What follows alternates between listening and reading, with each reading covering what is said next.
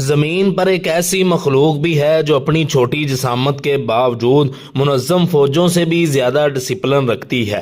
جی ہاں، میں بات کر رہا ہوں چیونٹی کی۔ یہ ننھی سی مخلوق اپنی محنت، اتحاد اور ذہانت سے انسان کو بھی سبق دیتی ہے۔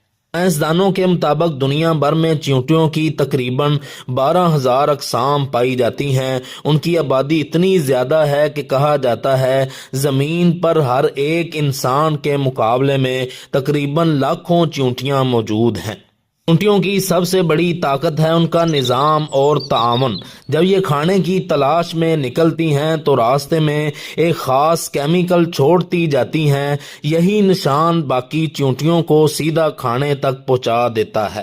ایک حیران کن حقیقت یہ ہے کہ چیونٹی اپنے وزن سے 50 گنا زیادہ بوجھ اٹھا سکتی ہے۔ سوچیں اگر انسان کے پاس یہ طاقت ہوتی تو وہ اپنی گاڑی کو کندھے پر رکھ کر چل سکتا تھا۔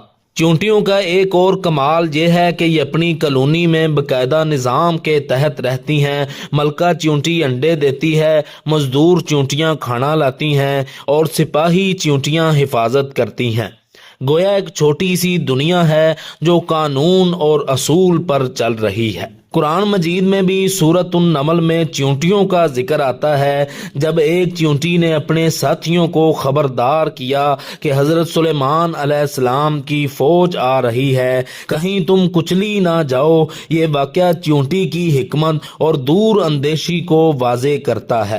چیونٹی ہمیں یہ سبق دیتی ہے کہ چاہے ہم کتنی ہی چھوٹی کیوں نہ ہوں، اگر محنت اور اتحاد کے ساتھ رہیں تو بڑے بڑے کام سر انجام دے سکتے ہیں۔